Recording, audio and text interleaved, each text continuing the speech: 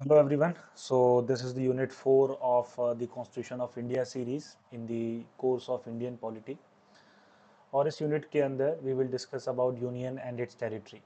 तो इसमें हम लोग देखेंगे कि यूनियन और उसकी टेरिटरी को लेके क्या क्या प्रोविजंस कॉन्स्टिट्यूशन के अंदर दिए हुए हैं। और ये जो प्रोविजंस हैं they deals with the part one of the constitution. तो जो पार्ट वन है उसके अंदर ये सारे प्रोविजंस हमें देखने को मिलते हैं। तो let's start with part one.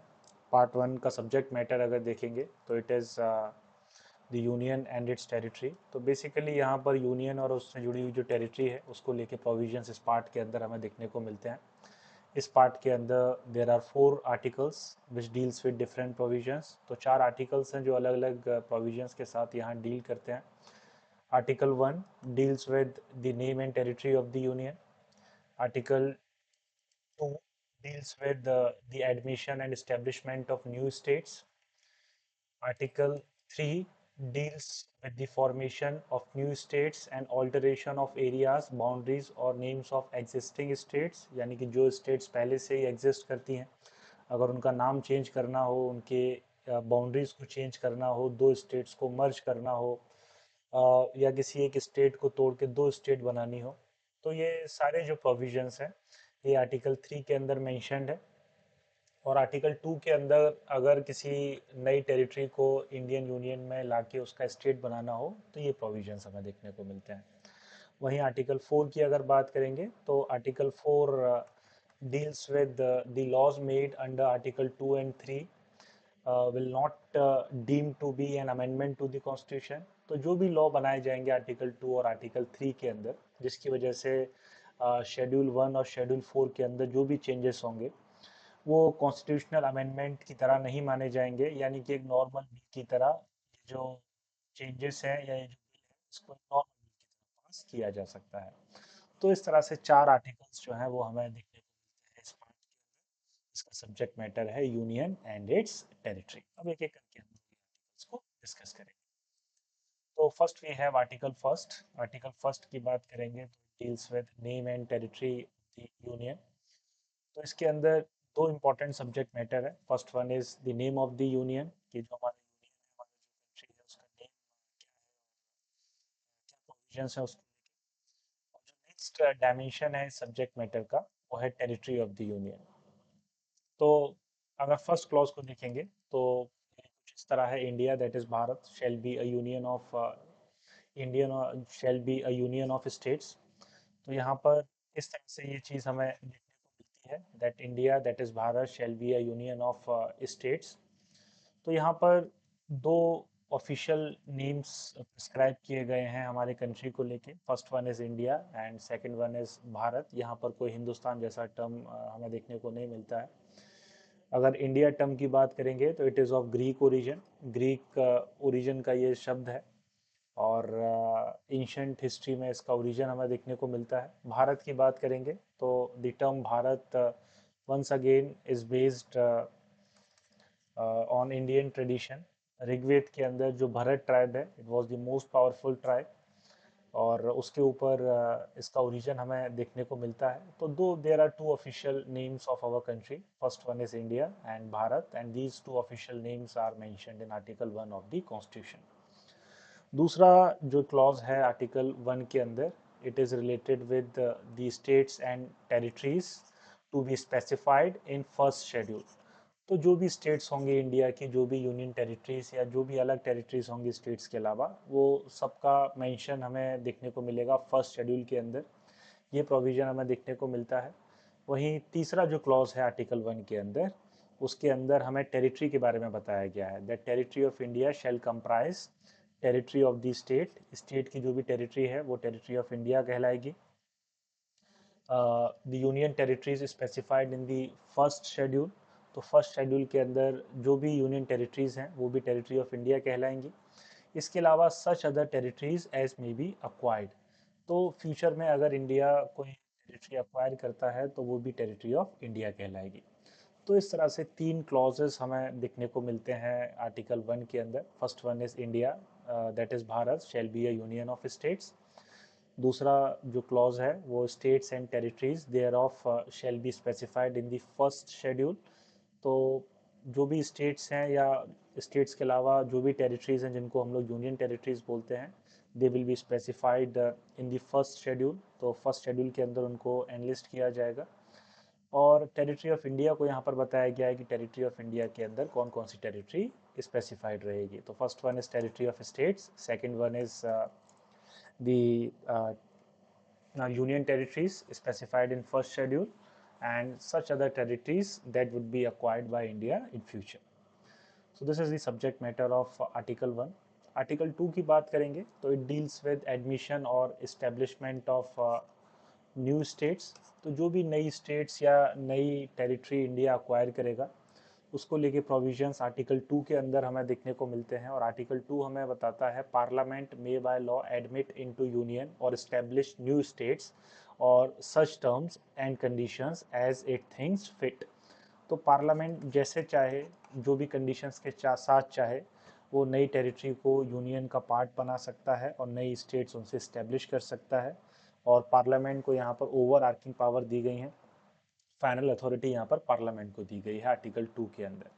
वहीं अगर एग्जिस्टिंग स्टेट को चेंज करना हो, उसका नाम चेंज करना हो, उसका बाउंड्री चेंज करना हो, उसका एरिया चेंज करना हो, दो स्टेट्स को जोड़ के नई स्टेट बनाना हो, तो ये सारे प्रोविजंस जो है वो हमें आर्टिकल 3 के अंदर देखने को मिलते हैं। Formation of new states and alteration of boundaries और names of the existing states. तो जो भी इंटरनल एडजस्टमेंट है इंडियन टेरिटरी का स्टेट्स को लेके, ये सारे प्रोविजंस आर्टिकल 3 के अंदर मेंशन्ड है। और यहाँ पर सारी की सारी पावर जो है it is given to the parliament. Parliament को यहाँ पर पावर दी गई है। पार्लियामेंट लॉ बना सकता है इस प्रोविज़न को लेके। किसी भी स्टेट का पार्लियामेंट नाम चेंज कर सकता है, किसी भी स्टेट का एरिया कम कर सकता है, किसी भी स्टेट का एरिया बढ़ा सकता है।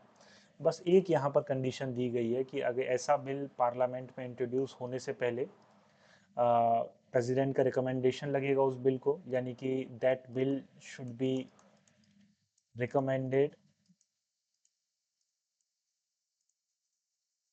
By the president.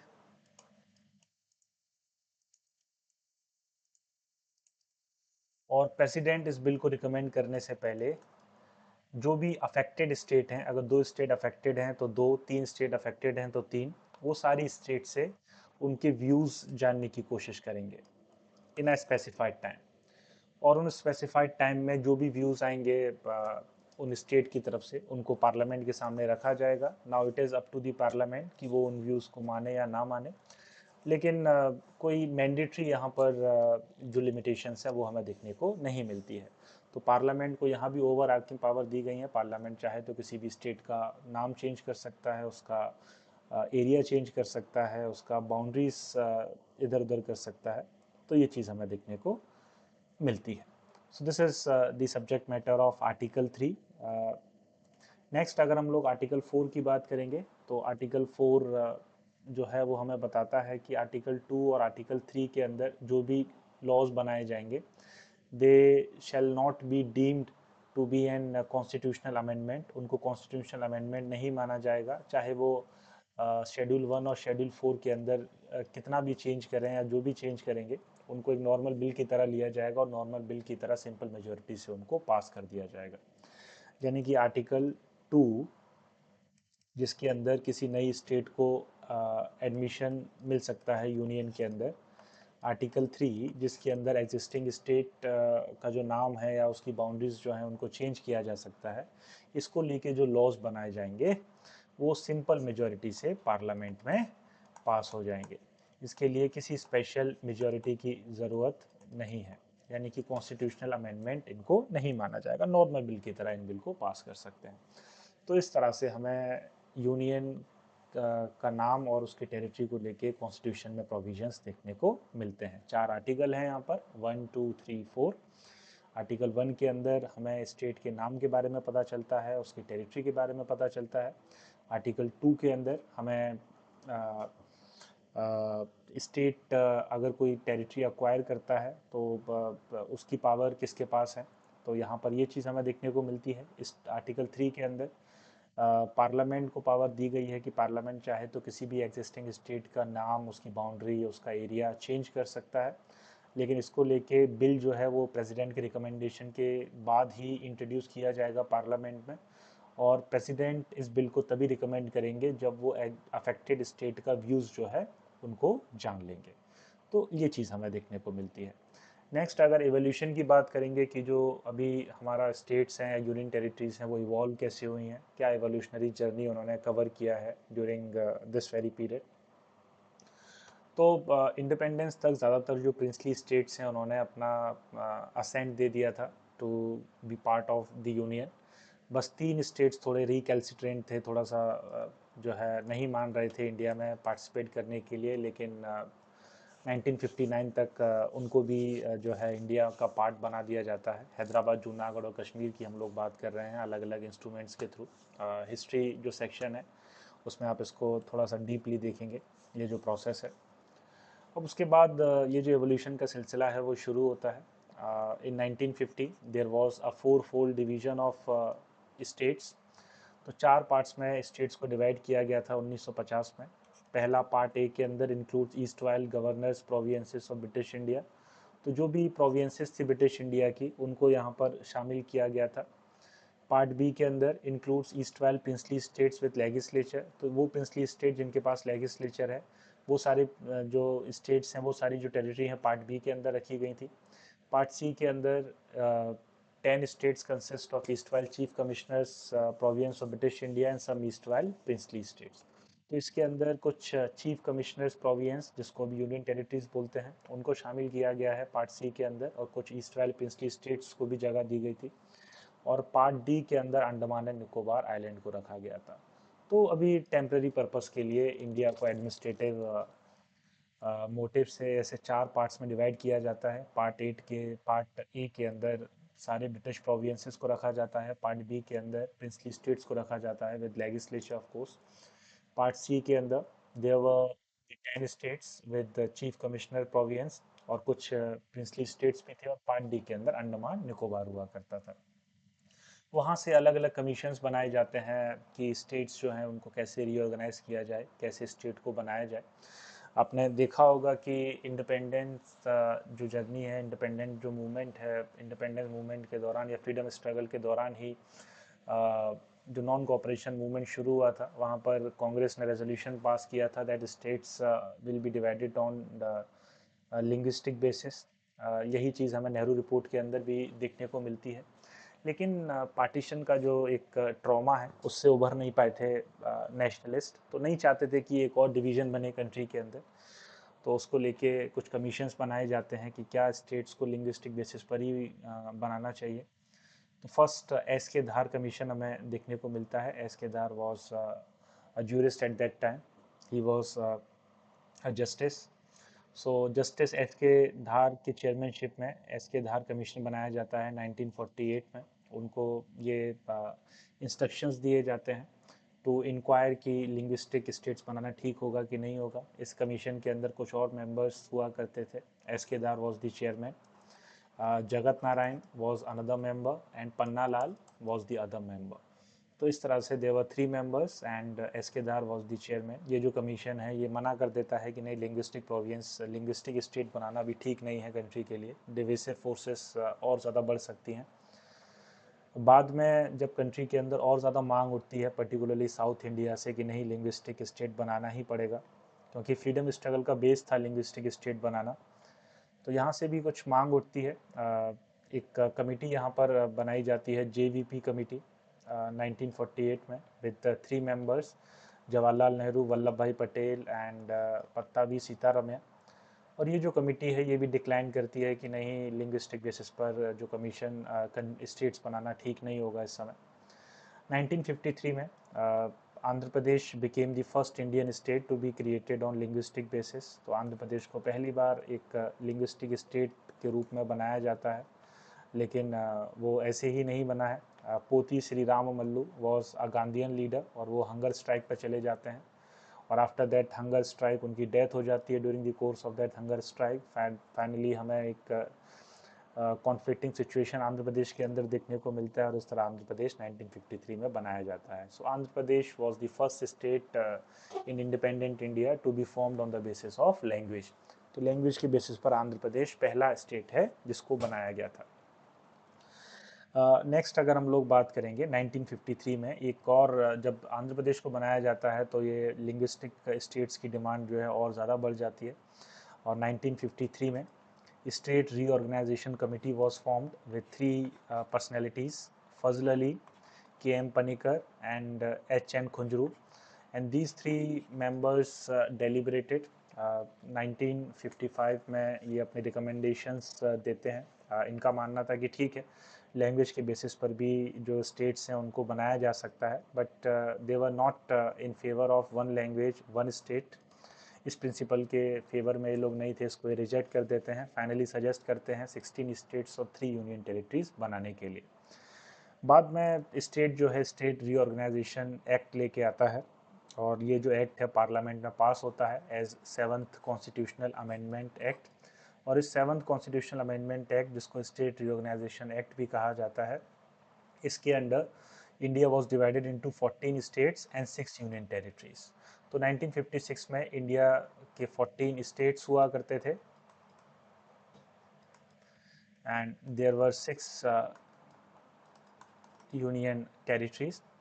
In these 14 states, जो स्टेट हैं हमारे पास वो थे Andhra Pradesh, Assam, Bihar, Bombay, JNK, Kerala, Madhya Pradesh, Madras, Orissa, Mysore, Punjab, Rajasthan, Uttar Pradesh and West Bengal. और union territories were Andaman and Nicobar, Delhi, Himachal Pradesh, Lakshadweep, Minicoy and Amindivi island, Manipur and Tripura. तो इस तरह से 1956 में सिर्फ 14 स्टेट्स और 6 यूनियन टेरिटरीज हमें देखने को मिलते हैं। बाद में स्टेट्स के अंदर कुछ कॉन्फ्लिक्ट हमें देखने को मिलते हैं, जो रीजनल फोर्सेस हैं वो एक्टिव होती हैं और नए नए स्टेट्स निकल के आते हैं अलग अलग फैक्टर्स की वजह से। जो पोस्ट इंडिपेंडेंस वाला पार्ट है इंडियन हिस्ट्री के अंदर, वहाँ पर ज़्यादा अच्छे से इसको आप समझ पाएंगे।